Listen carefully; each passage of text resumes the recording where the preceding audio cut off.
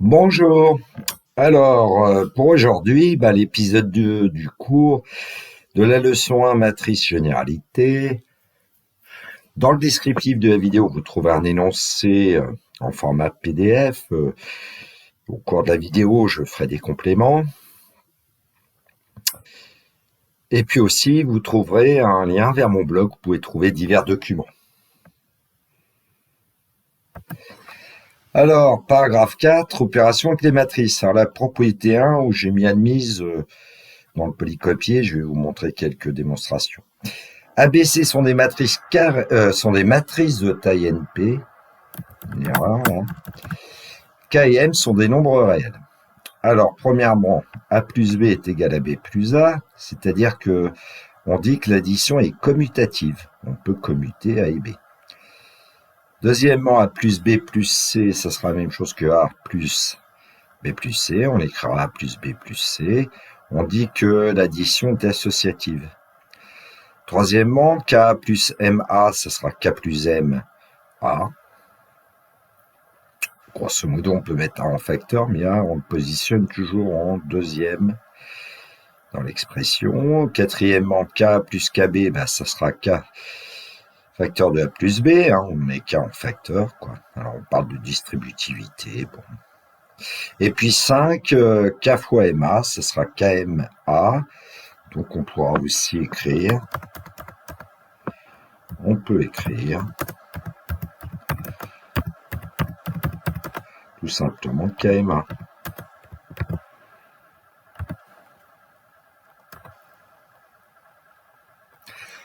Alors, définition. Alors, avant la définition, je vais quand même vous faire voir qu'il y a des choses qu'on pourrait démontrer. Alors, on va essayer de montrer que A plus B égale B plus A. Alors, la matrice A, on peut l'écrire à IJ, comme on l'a vu dans le premier épisode. Alors ici, évidemment, petit i, ce sera un entier compris entre 1 et n, et petit j entre 1 et p. Si on considère que la matrice A est de taille NP. Et puis B peut s'écrire BIJ avec les mêmes conditions. Et donc, quand on veut faire A plus B, en fait, le terme général, c'est AIJ plus BIJ. Et puis, quand on veut calculer B plus A, le terme général, c'est BIJ plus AIJ. Or, les coefficients des matrices A et B sont des nombres réels, donc en fait, voilà, on a IJ ici et ici, on a BIJ. Eh bien, la somme de deux réels, on peut la faire dans l'ordre qu'on veut, donc on a bien A plus B égale B plus A. Je vous laisse faire démonstration de la deuxième propriété. On va démontrer la troisième, K plus MA égale K plus MA. Eh bien, il suffit de dire que A, on l'écrit à IJ, terme général de la matrice. K, K, du coup, c'est K fois AIJ, on l'avait vu dans l'épisode 1. Et puis, si on veut avoir MA, MA, c'est M AIJ. Et donc, quand on veut calculer K plus MA, eh bien, on obtient que le terme général, c'est KIJ plus M facteur de AIJ. Bon, quand on regarde K plus M, entre parenthèses A, c'est K plus M facteur de AIJ. Alors, quand on compare les deux termes généraux, en fait, ils sont égaux, puisqu'en développant K plus M AIJ, on obtient KIJ plus M AIJ. Je vous laisse vérifier les autres propriétés. Alors, un complément, j'aurais dû le faire dans l'épisode 1, mais bon, Alors, si on s'intéresse à 1 fois la matrice A, eh bien, ça va être quoi la matrice A? Je vais d'abord l'écrire, ça serait mieux. Donc, le terme général de la matrice A, on va considérer que c'est AIJ. 1A, et c'est 1 fois AIJ, évidemment, c'est égal à AIJ. Et donc, 1A, évidemment, c'est A.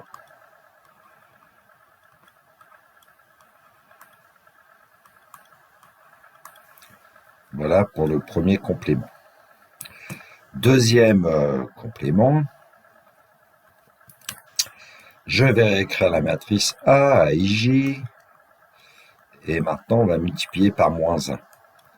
Donc moins 1 multiplié par A, ça nous donne moins 1 multiplié par AIJ, alors évidemment c'est moins AIJ, ce qui fait qu'on va donner une notation de moins 1 multiplié par A. Moins 1 multiplié par A, ça sera moins A. On l'appellera la matrice opposée de A. Alors pourquoi? Parce que en fait, quand vous ajoutez A avec moins A, eh bien vous obtenez une matrice où tous les coefficients sont nuls. Et c'est une matrice qu'on note parfois grand O NP, ici, puisqu'il y a N ligne et P colonne, c'est-à-dire que en fait, c'est la matrice constituée que de 0.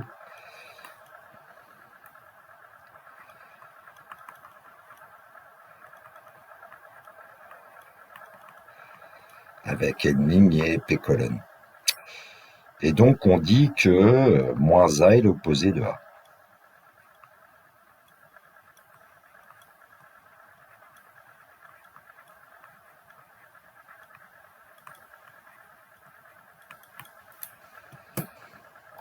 Ce qui fait qu'on peut définir ce qu'on appelle la soustraction de deux matrices, A moins B, on pourra dire que c'est A plus moins B. Voilà la soustraction de deux matrices. Alors une définition, alors là c'est là qu'on parle de la matrice carrée d'ordre n à coefficients tous nuls, c'est la matrice nulle d'ordre n. Donc exemple, vous l'avez ici, la matrice constituée que par des zéros, c'est la matrice carrée nulle ici d'ordre 2 puisqu'il y a deux lignes de colonne.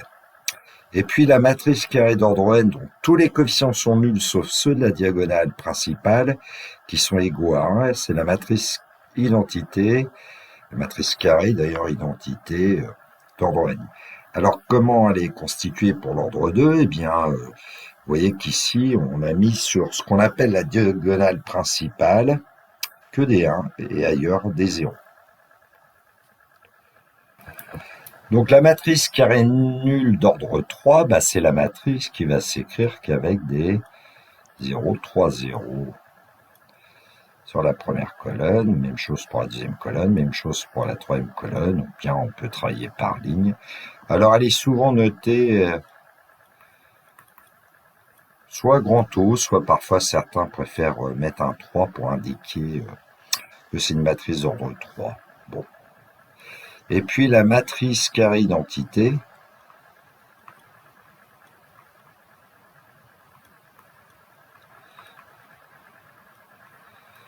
d'ordre 3,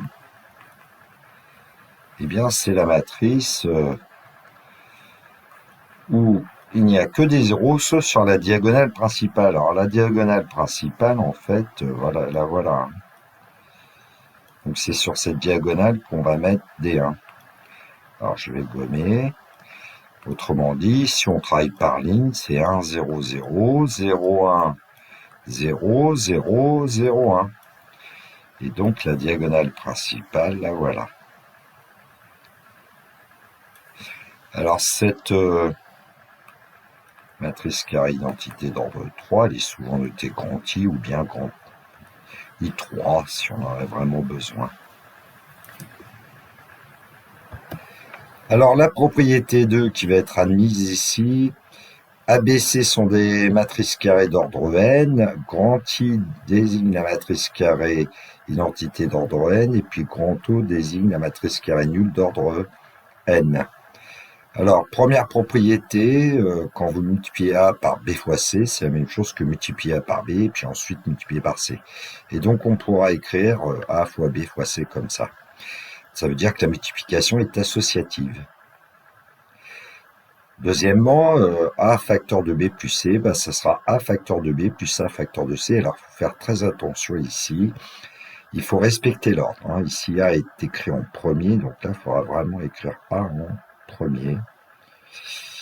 Parce que on ne peut pas permuter l'ordre avec les matrices. A fois B n'est pas toujours égal à B fois A.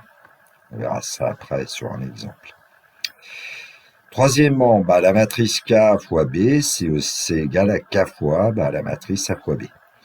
Et la matrice A multipliée par la matrice KB, eh bien c'est aussi K facteur de la matrice A fois B. Donc on pourra l'écrire KB. Quatrièmement, A fois I est égal à I fois A égale A. Alors voilà pourquoi la matrice I est une matrice carrée qu'on appelle identité, parce que quand on multiplie une matrice A par I, on conserve la matrice A, et I multiplié par A, on conserve aussi la matrice A, ce qui veut dire que toute matrice A commute avec la matrice identité. Alors cinquièmement, A fois O est égal à O, et O fois A est égal à O, ce qui veut dire que eh bien, toute matrice A commute aussi avec la matrice nulle. Alors un exemple quand même, j'ai pris une matrice A carrée d'ordre 2, la matrice identité d'ordre 2, et donc quand on veut calculer A fois I, on sait que A fois I c'est, eh bien, 2 multiplié par 1 plus 3 multiplié par 0.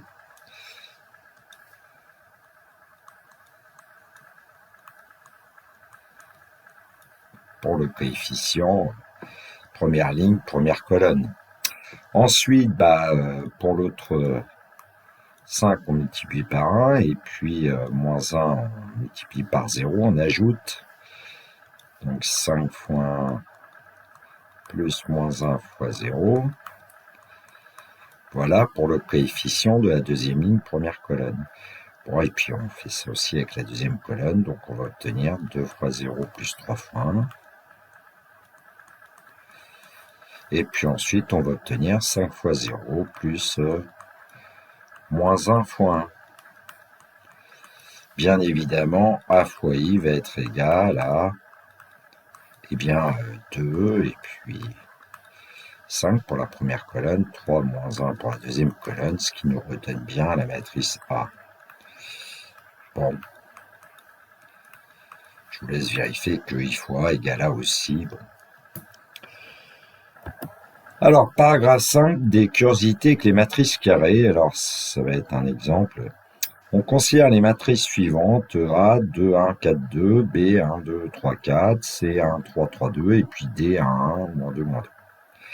Alors, quand on va calculer A multiplié par B, on va obtenir évidemment un résultat qui est ici, première ligne 5, 8, deuxième ligne 10, 16. Bon, à vous de vérifier. Puis B fois A, on va obtenir première ligne 10, 5, et puis deuxième ligne 22, 11.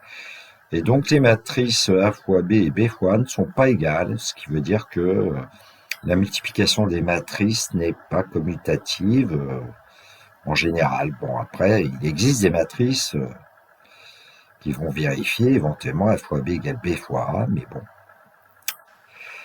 Méfiance. Deuxièmement, A fois B, on vient de le calculer, puis on va calculer A fois C. Et là, A fois C, c'est assez curieux parce qu'on trouve le même résultat que A fois B, et pourtant, nous avions B qui n'est pas égal à C. Donc, méfiance aussi. On ne peut pas simplifier par A priori comme ça. On verra des possibilités. Et puis, le troisième exemple que je voulais vous montrer, c'est A fois D. Alors, A fois D, c'est... alors là, il y a une petite erreur. J'ai pas bien collé, copier-coller. Donc, quand on va multiplier avec D, on va obtenir en fait la matrice constituée que par des zéros, c'est-à-dire la matrice carrée nulle d'ordre 2, ce qui veut dire que A fois D est égal à O, et pourtant ni A ni D ne sont la matrice O.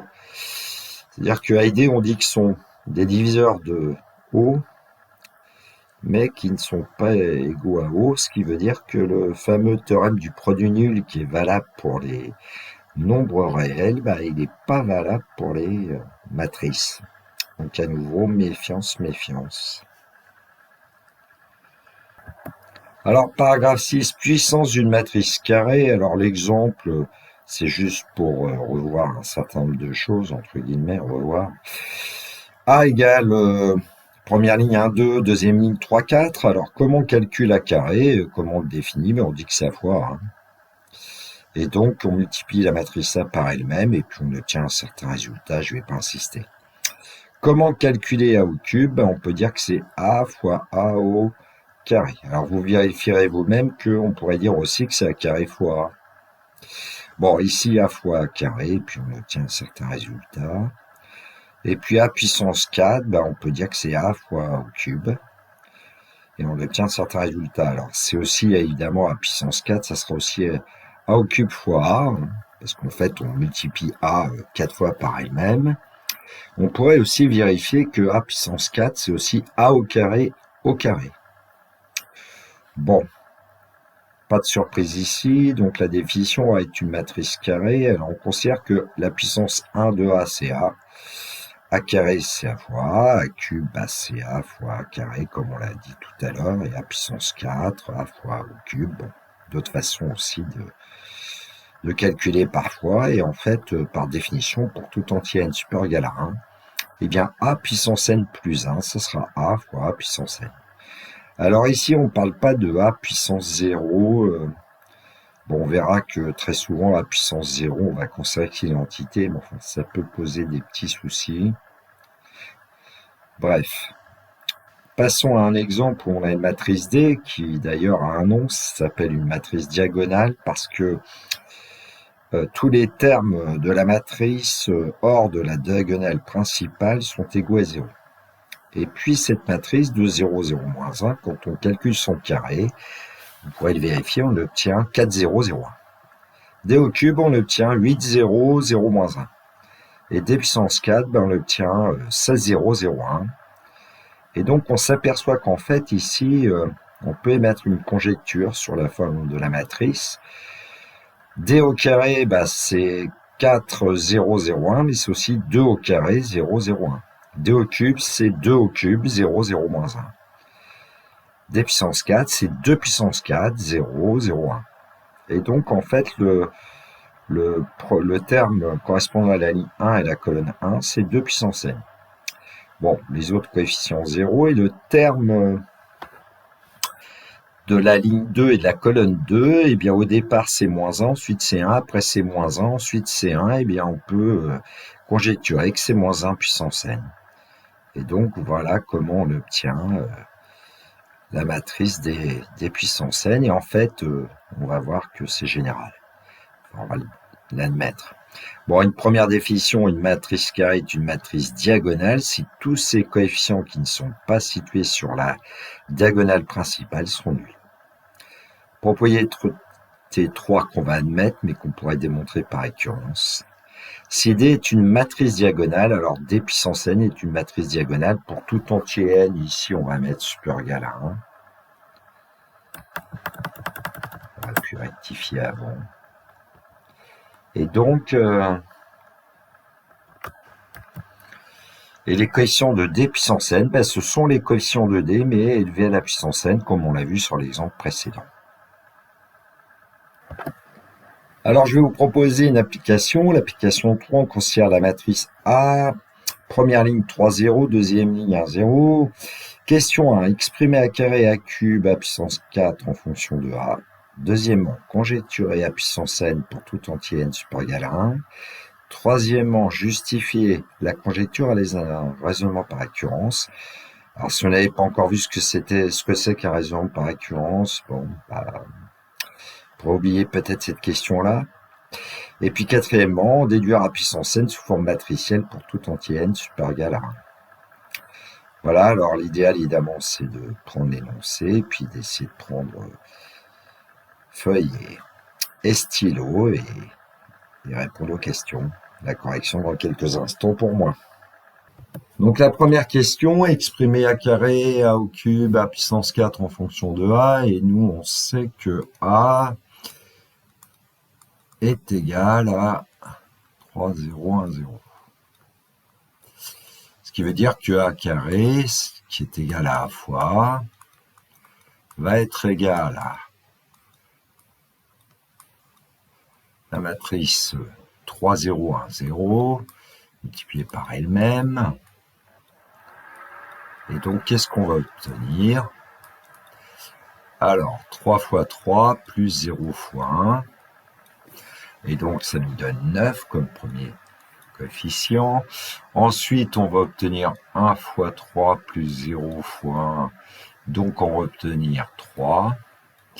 Et puis, comme là, la deuxième colonne, c'est que des zéros, ça veut dire qu'ici, on va obtenir que des zéros. On peut le vérifier aisément. Et là, un carré, eh bien, on peut dire que c'est, on peut mettre 3 facteurs de 3, 1, 0, 0, et donc c'est un carré est égal à 3a. Bon. Alors, pour a au cube qui est égal à a fois a carré, on peut dire ici que a au cube, eh bien, c'est a multiplié en fait par 3a d'après ce qu'on vient de voir sur a carré. Donc, a au cube, bah, on va pouvoir mettre 3 devant, ça sera 3 fois a, c'est-à-dire a au carré. Et comme a au carré est égal à 3a, on l'a déjà utilisé, on va pouvoir dire que a au cube, eh bien, c'est 3 multiplié par 3a. Et donc, a au cube va être égal à 3 au carré, fois, si on veut, au 9a.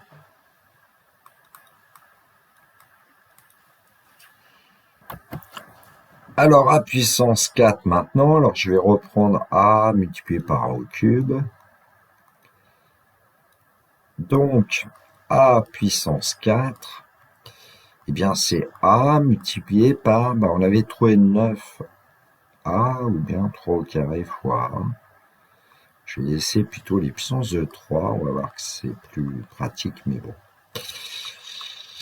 A puissance 4, c'est donc 3 au carré multiplié par a au carré. Or, a au carré, c'est 3a. Et donc, si j'aurais pu mettre or a au cube, c'est 3 au carré fois. Et donc, a puissance 4, ça va être 3 au carré multiplié par 3a. 3, je peux l'écrire 3 puissance 1, et donc en fait, a puissance 4, ça sera 3 à la puissance 2 plus 1, c'est 3a. Question 2, conjecturer a puissance n pour tout entier n supérieur égal à 1. Alors déjà, pour n égale 1, on a a puissance 1 qui est égal à a. Pour n égale 2, ici, a au carré égale 3a. Pour n égale 3, a puissance 3 égale 3 au carré a. Et puis pour n égale 4, on a a puissance 4 égale 3 au cube fois a. Bon, il me semble qu'une conjecture, ça peut être a puissance n égale, alors en fonction de a. Et puis, on a toujours une puissance de 3. Et à quelle puissance? Quand ici, on avait a puissance 4, ici, on obtient 3 comme puissance. Ici, on avait 3, on obtient 2. Ici, on avait 2, on obtient 1. Et donc, ici, on peut même rajouter le nombre 1, qui ne change rien, 3 puissance 0. Donc, à chaque fois, on diminue de 1 la puissance. Donc, il est légitime de conjecturer que a puissance n va être égal à 3 puissance n moins 1 a. Question 3, justifier la conjecture à l'aide d'un raisonnement par récurrence. Alors, on va dire qu'on va montrer par récurrence que pour tout entier n supérieur égal à 1, a puissance n est égal à 3 puissance n moins 1 a. Alors, dans une récurrence, il y a deux étapes. L'étape 1 qui est l'initialisation.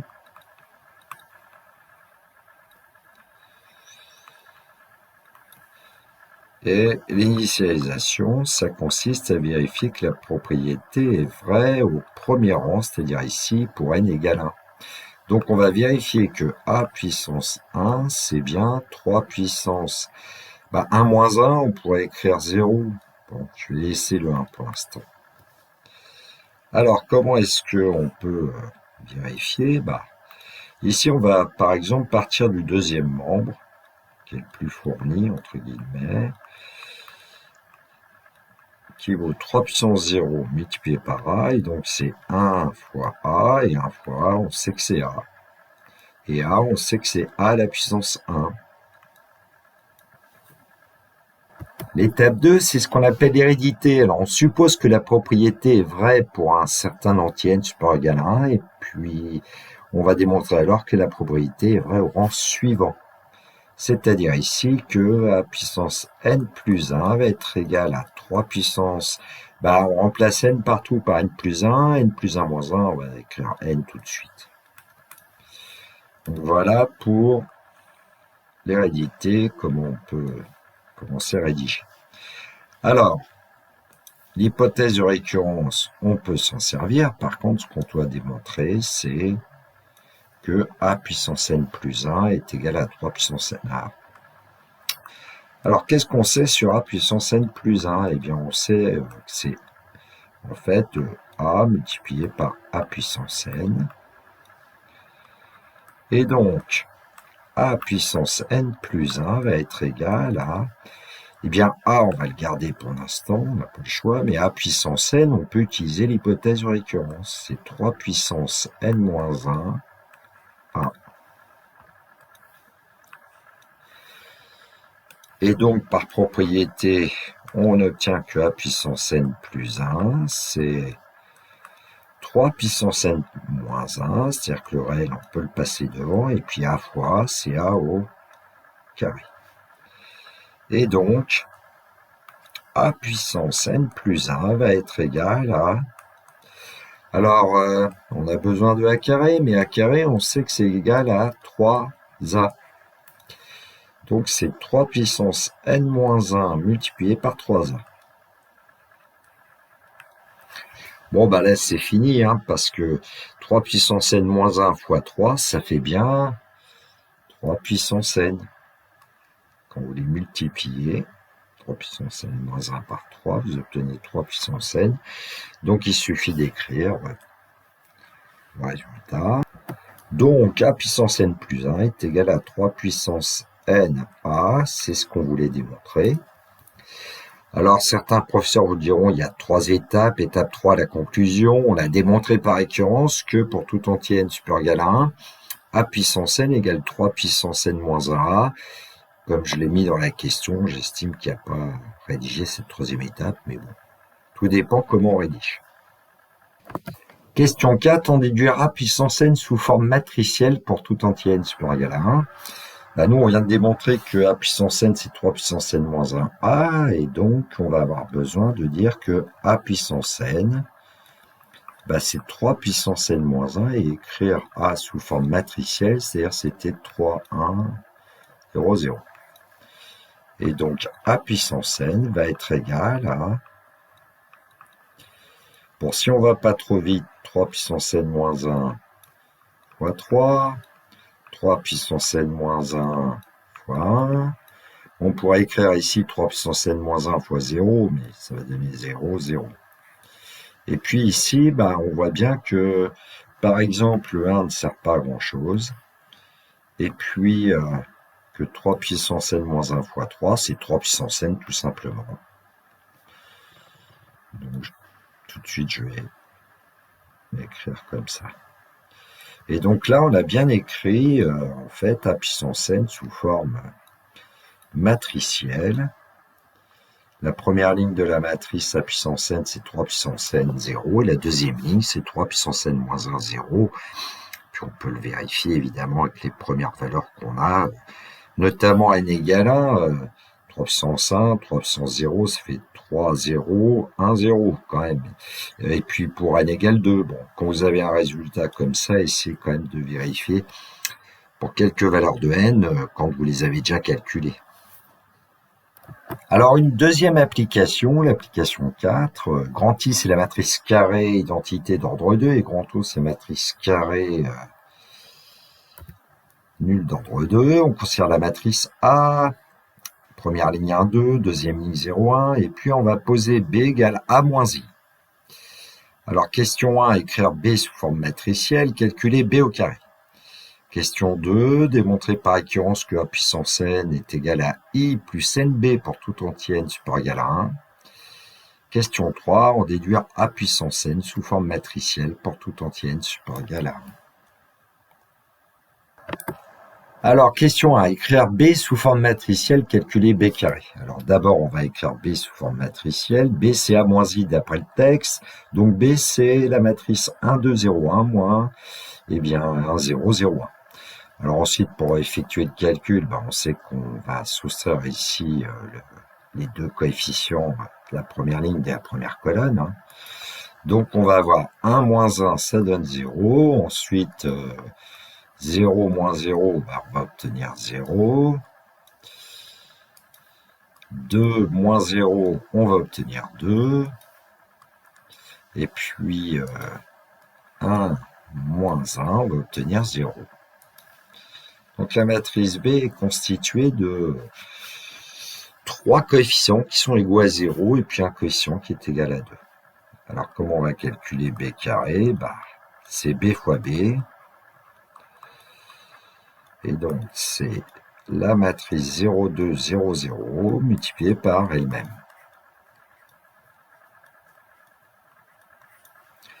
Et donc qu'est-ce qu'on va obtenir pour B carré?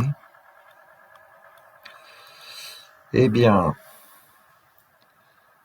grosso modo, on peut parler de produit scalaire ici, je vais le faire comme ça. Première ligne multipliée par première colonne, alors on va obtenir 0 fois 0 plus 2 fois 0, donc 0. Ensuite, deuxième ligne par première colonne, 0 fois 0 plus 0 fois 0, à nouveau 0. Alors après, on va avoir besoin de calculer 0 fois 2 plus 2 fois 0, c'est-à-dire 0. Et puis 0 fois 2, 0 plus 0 fois 0, 0, que des zéros. Et donc on peut dire que B carré, c'est la matrice notée O dans l'exercice, qui est la matrice carré nul d'ordre 2. Question 2, démontrer par récurrence que A puissance n égale I plus NB pour tout entier n supérieur égal à 1. Alors l'étape 1, initialisation. Bon. Donc il s'agit de vérifier que A puissance 1 est égal à I plus 1 fois B. Bon. Et donc, qu'est-ce qu'on savait, nous, sur la matrice B? C'était A moins I, donc la matrice A, c'est B plus I ou I plus B. Hein. Ce qui fait que A puissance 1, c'est A, c'est égal à I, et puis B, on peut l'écrire 1B, et donc ça veut dire que c'est vérifié. L'étape 2, l'hérédité, on suppose que A puissance n égale I plus NB pour un certain entier n supérieur égal à 1, et puis on va démontrer alors que la probabilité est vraie au rang suivant, c'est au rang n plus 1, et donc partout où il y a n, on va le remplacer par n plus 1.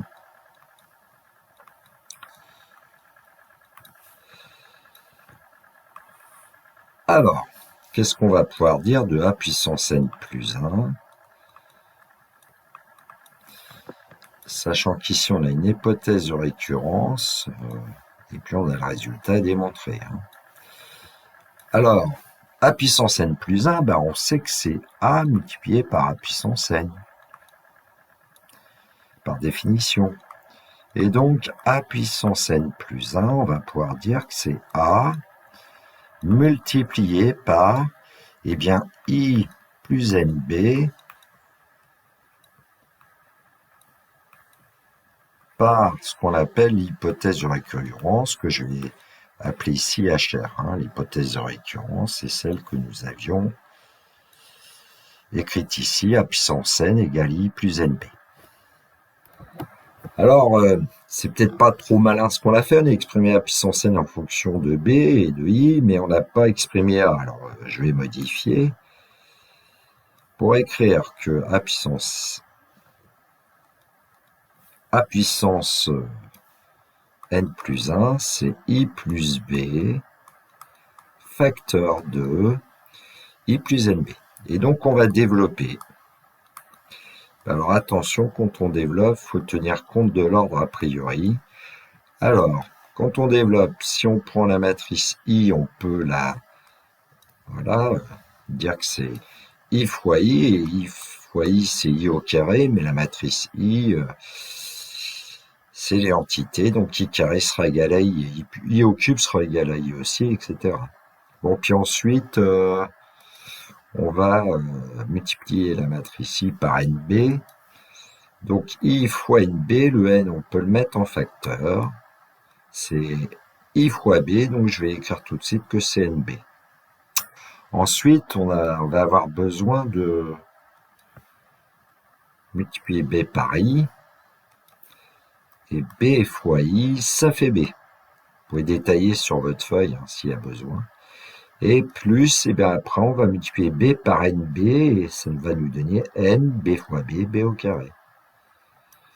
Mais on a vu tout à l'heure que B carré, c'était la matrice nulle. Et donc, A puissance n plus 1 va être égal à grand I. Évidemment, NB carré va partir parce que n fois la matrice nulle, ça donnera la matrice nulle, bien sûr. N fois 0 partout, ça donnera 0. Et puis, quand on regarde NB plus B, on peut mettre, entre guillemets, B en facteur, second. Et donc, on va obtenir plus N plus 1B, qui était le résultat à démontrer. Ici, on pourrait rajouter un 1. Voilà, et donc on a démontré par récurrence que pour tout entier n supérieur égal à 1, A puissance n, c'est I plus NB. Question 3, déduire A puissance n sous forme matricielle pour tout entier n supérieur égal à 1. A puissance n, on vient de voir que c'est I plus NB. La matrice identité, on connaît. Et puis, on a n facteur de la matrice B, qui était 0, 2, 0, 0. Et donc, on peut dire que la A puissance n, alors je ne vais peut-être pas aller trop vite, c'est 1, 0, 0, 1, ici, plus...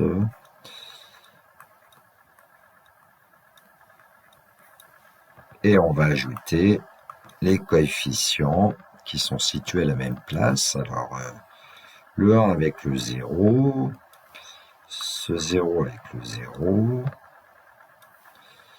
le 0 là avec 2n, et puis le dernier, c'est-à-dire 1 avec 0. Bon, donc A puissance n va être égal à 1, 0 pour la première colonne, 2n, 1 pour la deuxième colonne. Alors, pour n égale 1, on retrouve la matrice donnée au départ, A puissance 1, c'est A, on retrouve la matrice 1, 2, 0, 1. Alors, évidemment, on pourrait vérifier pour A carré, A au cube. Alors, l'énoncé est fabriqué ainsi, mais on aurait pu très bien essayer de calculer A carré, A cube, A puissance 4, effectuer une conjecture et ensuite démontrer par récurrence à partir de la forme matricielle. C'était possible. Je vous laisse comme un excellent exercice. Voilà, cette vidéo est terminée pour moi. Il me reste à vous souhaiter une très belle journée. Surtout, prenez bien soin de vous. Que la force soit avec tous les étudiants. Le classique.